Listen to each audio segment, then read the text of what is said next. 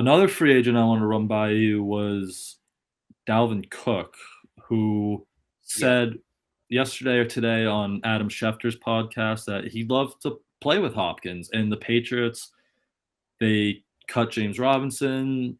They're relying on Ty Montgomery, the rookie backs from last year, Kevin Harris and Pierre Strong. So is Dalvin Cook someone you could see maybe factor into that equation? And do you have interest in him, I'd say? Look, if he's going to sign for the minimum, sure. You can never have enough good players on your team, but he's going to want to get paid. And if you're handing out a contract like that, it should be to Yeah. Hopkins. It should be to a receiver. It shouldn't be to a running back. That's just the reality of it. I think their running back depth is pretty good. We talked about this, Brian, on a recent show. I just want to see them add like a guy that can eat all the carries in the preseason and you can stash on the practice squad. And if the numbers get thin, you can call up and he's been in the offense in practice.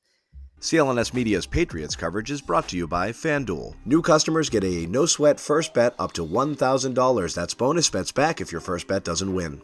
I think Ramondre Stevenson, Ty Montgomery, Pierre Strong, Kevin Harris is a solid group. I do think it is. It's not really a thing where you're going to be able to have Stevenson and Cook on the field a lot at the same time, especially in O'Brien's offense. So I don't know, even though Dalvin Cook's a really good player, how much better does he make them? Because how much better is he? Is he better than Ramondre Stevenson? What is truly the gap between the two? You can't put field at the same time. So the reality is you're keeping Ramondre Stevenson fresh, but I still think you can do that with Pierre Strong, Kevin Harris, and Ty Montgomery. And if the usage is what it was last year, and maybe they'd split it more evenly if it's Cook, but if the usage is what it was last year, you're talking about like 10 snaps a game that you're taking Ramondre Stevenson off the field. And some of them are in very low impact situations. So yeah, I maybe if Hopkins signs and you really feel you need a weapon, you're not doing anything else with the money, I guess you can give it to Cook. Although again, at this point, I'd rather give it to a corner.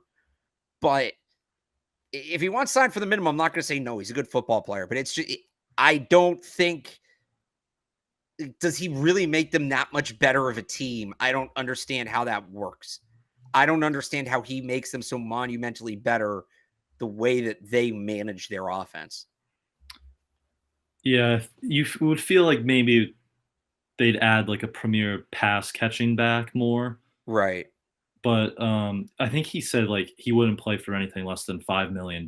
Yeah, so I just give that money to DeAndre Hopkins at that point. DeAndre Hopkins makes you so much better than Dalvin Cook makes you. And somebody just said it in the chat. This is pretty much what I'm trying to say.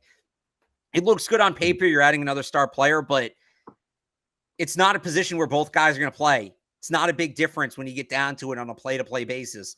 And at that point, you're just throwing money away. So, no, I'm out on Cook. I'm good on Cook. That's fine.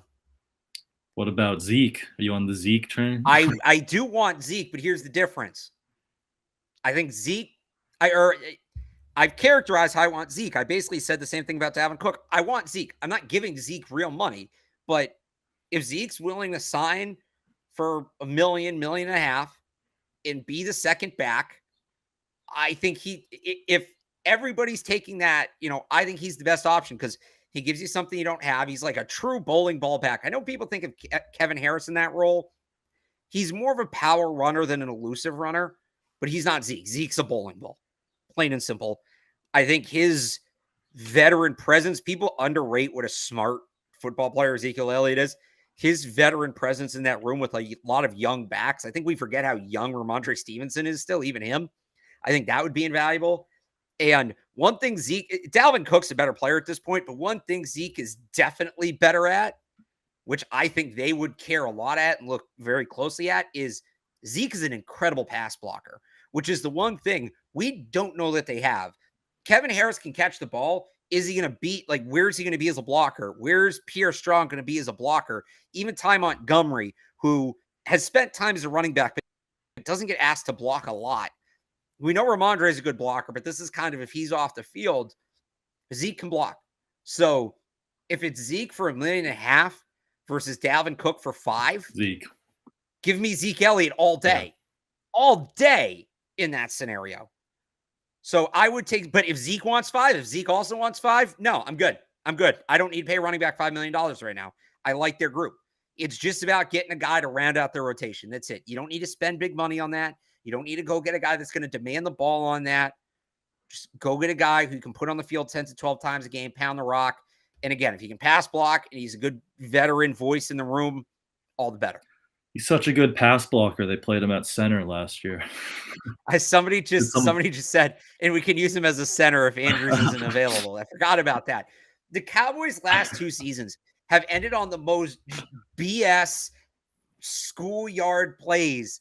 You remember when it was 2 years ago? Was it the spike against the Niners? Well, they ran scramble? a quarterback sneak. Yeah. They ran a quarterback sneak with like 8 minutes to go or 8 seconds to go with no timeouts. They were never going to get to the line to spike that ball. Never.